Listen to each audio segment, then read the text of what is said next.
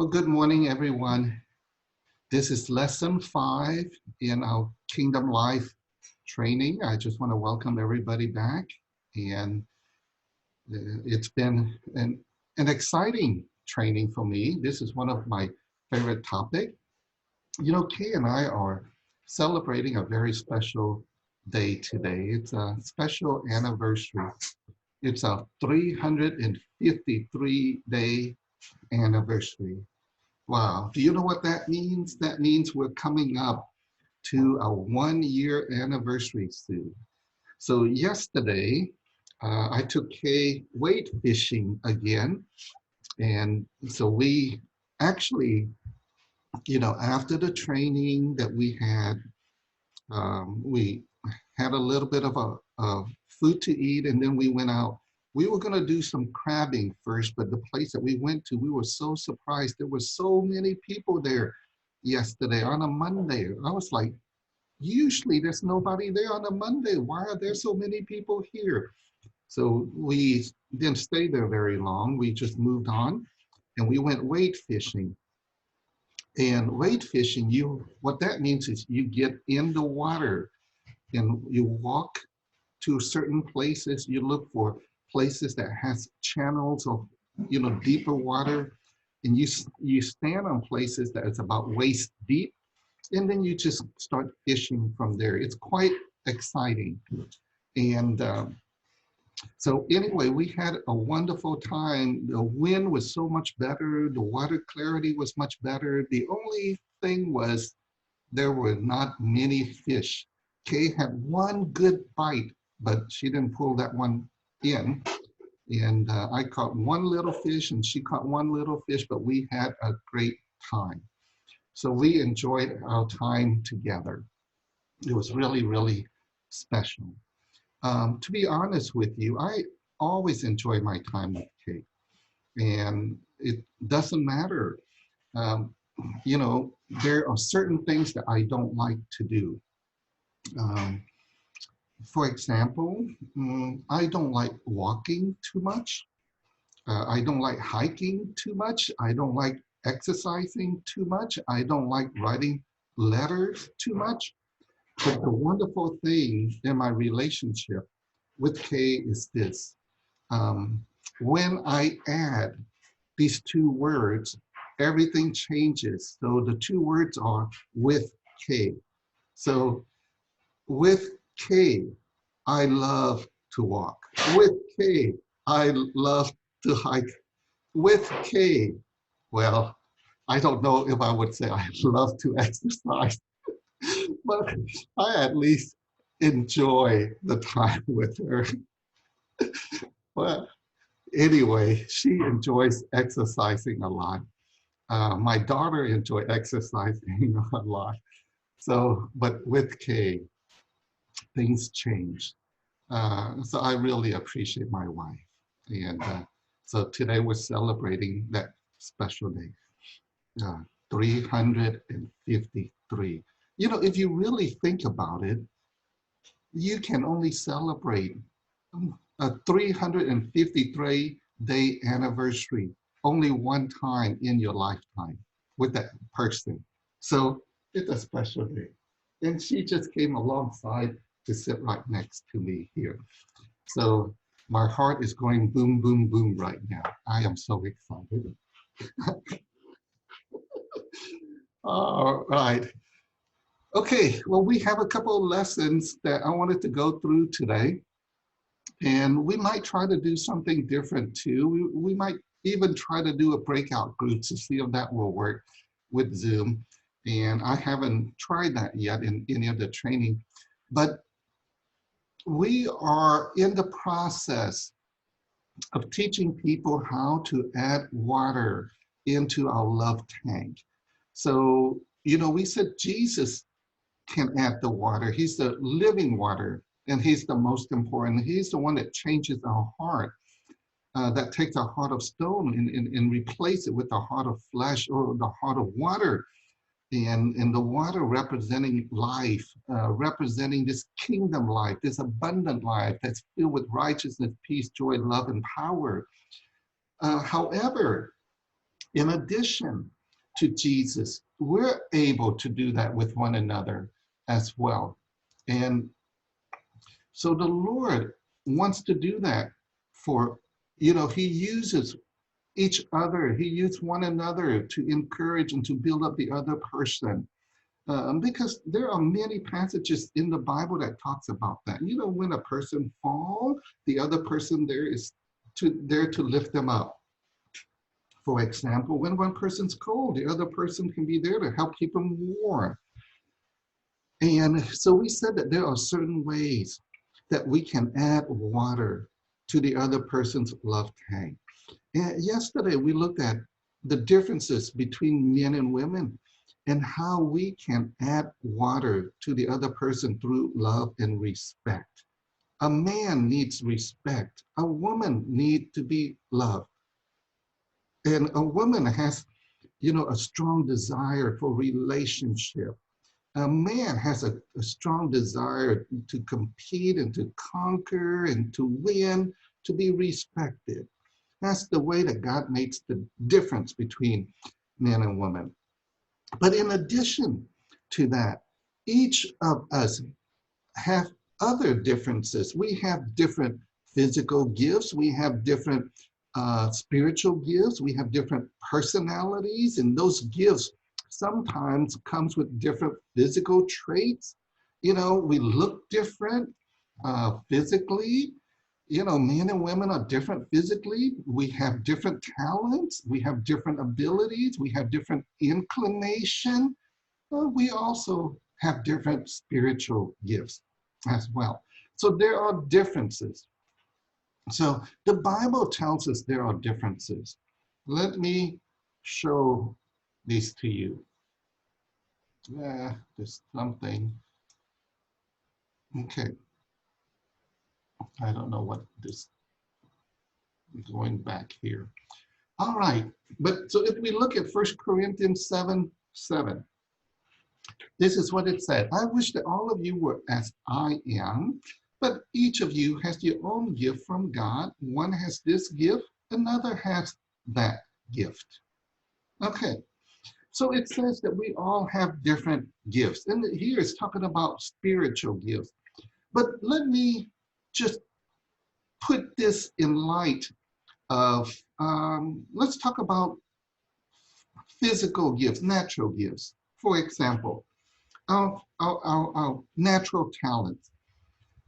If you have multiple children, if you have 2 or more children, or even just between you and your spouse, have you noticed that if you take any 2 people, 2 children, husband and wives, whatever, any 2 people, 2 person, you would notice that we are all very different from the other person.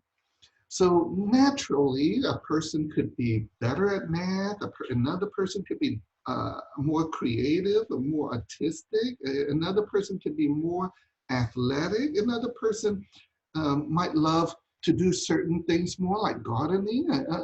One person likes to keep the house clean, another person doesn't care about how clean the house should be. Another person likes this food, but yet another person hate that kind of food, but they enjoy something else. So you notice that there are many types of differences, including the gifts and the talents that we have, the physical gifts and the spiritual gifts that we have. The interesting thing is before marriage, we usually appreciate the other person's differences, the other person's gifts.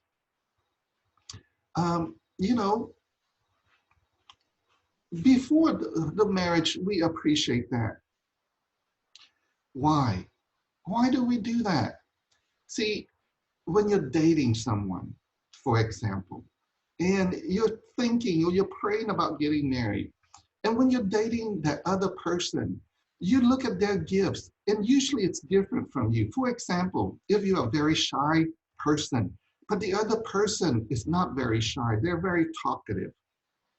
And if you're a very sensitive person and it's hard for you to make decision, and the other person is pretty direct and they can make decision very quickly, When you're dating them and you see how they make quick decision, you're like, wow, wow, I can't do this. I don't have this gift, but they have this gift. Oh, how amazing is that? Oh, I can't wait to marry them. They will help me. They will help compliment me because I have trouble making decisions. Now they can help me make quick decision. Whoa, so exciting. But something happened after we get married. After we get married, we don't appreciate their gifts as much anymore. Something happened. We just don't appreciate their gift as much anymore. For example, if they're the one that make quick decision, and then we start complaining. We would say, how come you always make so quick decision? Why don't you ever consider, sometimes your decision is so direct, you don't even consider how this person feels. Look, when you make such quick decision, you don't think about this other person and that person. Don't you know it's so unloving? Whereas the other person, if they're the one that used to make quick decision, they appreciate the fact that you are so, you don't make quick decision, you would think things through.